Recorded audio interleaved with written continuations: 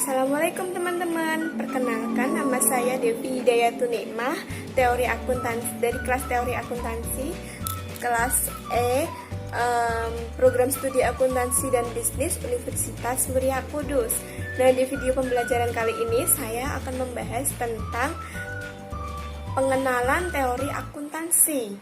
Nah, sebelumnya saya memakai buku referensi dari Dr. Imam Ghazali, Magister Komputer Akuntansi, dan Anis Hairi, Magister Komputer Akuntansi. Kita masuk ke pembahasan ya. Nah, pandangan terhadap teori akuntansi. Akuntan sering dihadapkan dengan berbagai masalah yang menyangkut transaksi yang memerlukan interpretasi atau analisis khusus seperti analisis ekonomi sosial, hukum, statistik, dan politik. Nah, berbagai pandangan terhadap akuntansi ini ada beberapa pandangan. Yang pertama, ada akuntansi sebagai catatan historis. Bisa dikatakan sebagai kegiatan pencatatan transaksi suatu perusahaan yang didasarkan pada standar akuntansi yang dihasilkan oleh badan yang berwenang. Yang kedua, ada akuntansi sebagai bahasa. Nah, manajemen harus mengkomunikasikan informasi yang diolahnya kepada pihak lain seperti pemegang saham. Lalu ada akuntansi sebagai politik antar perusahaan. Teori ini menyatakan bahwa sistem akuntansi merefleksikan dan mendukung nilai-nilai dan kebutuhan kelompok tertentu, dan informasi akuntansi dirancang dan digunakan sebagai sumber untuk membuat kebijakan keputusan. Lalu ada penentuan standar akuntansi adalah proses politik.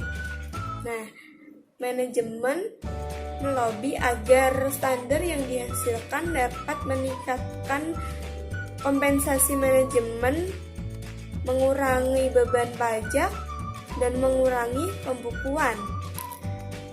Lalu ada akuntansi sebagai metodologi. Akuntansi sebagai metodologi ini sendiri, sistem akuntansi sebagai sumber-sumber yang bersifat sosial untuk mempertahankan mitos rasionalisasi. Lalu ada akuntansi sebagai informasi, komunikasi, dan keputusan. Nah, pada teori ini memandang akuntansi sebagai sesuatu yang berorientasi pada tindakan.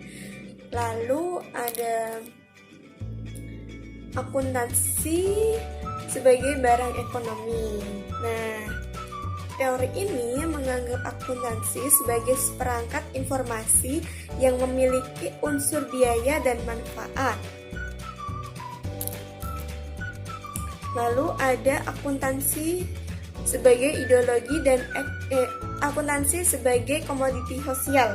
Nah, akuntansi dipandang mempengaruhi kesejahteraan atau kemakmuran kelompok tertentu dalam masyarakat. Lalu ada akuntansi sebagai ideologi dan eksploitasi. Nah, di sini ideologi dari masyarakat kapitalis yang menjembatani pemakaian teknik-teknik tertentu untuk mengeksploitasi kekayaan demi kepentingan kelompok elit tertentu. Lalu yang terakhir ini ada akuntansi sebagai klub sosial. Teori ini menganggap prinsip-prinsip, standar, dan masyarakat akuntansi muncul untuk mempromosikan kepentingan kelompok tertentu. Selanjutnya, apa sih yang dimaksud dengan teori? Nah, teori sering digunakan secara berbeda. Teori sering dinamakan dengan hipotesis atau proposisi. Nah, proposisi ini sendiri merupakan pernyataan tentang konsep yang memiliki nilai kebenaran jika dikaitkan dengan fenomena. Misalnya benar, salah, mungkin benar, dan lain-lain. Lalu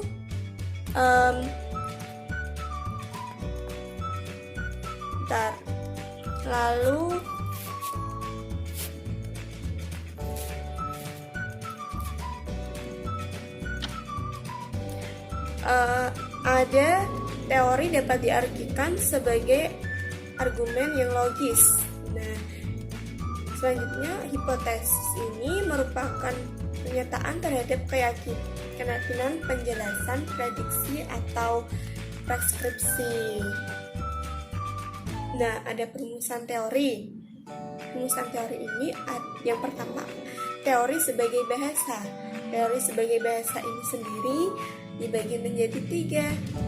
Ada teori sintaktik, ada semantik, ada pragmatik. Nah, sintaktik ini studi tentang tata bahasa atau hubungan dengan simbol-simbol. Contohnya, bagi buku referensi, contohnya pada pernyataan 1, semua rekening yang berkaitan dengan aktivitas sudah termasuk bersaldo debit. Nah, jadi pernyataan satunya semua rekening yang berkaitan dengan aktivitas itu adalah bersaldo debit.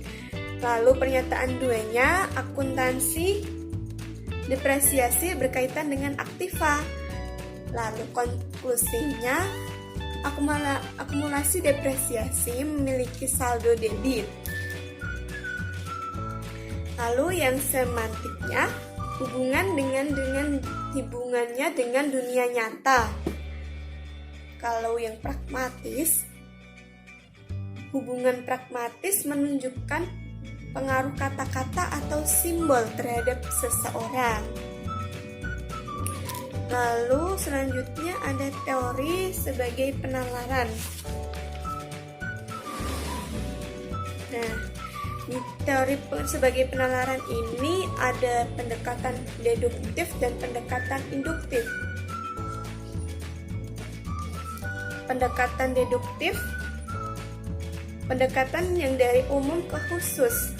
Nah, di sini contohnya ada semua rekening aktiva harus bersaldo debit.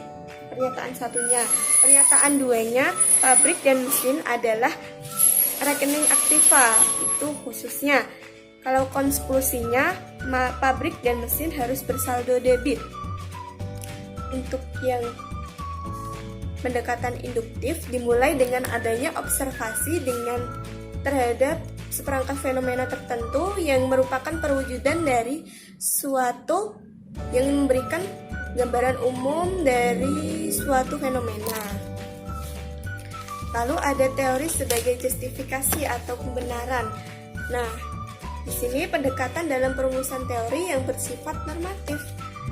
Yang D, teori sebagai penjelasan dan prediksi, menjelaskan apa yang terjadi dalam praktik dan memprediksi apa yang akan terjadi seandainya ada perubahan tertentu.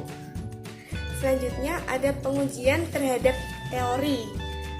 Ada dasar dogmatis, terbukti sendiri, dasar ilmiah. Nah, di dasar ilmiah ini biasanya menimbulkan perdebatan dalam filsafat ilmu pengetahuan. Perdebatan itu meliputi sintaktik dan induksi. Yang kedua ada falsifikasi, yang ketiga paradigma dan revolusi, yang keempat research programs. Nah, demikian video pembelajaran dari saya. Jangan lupa like, komen, dan subscribe. Semoga video pembelajaran ini bermanfaat bagi kalian.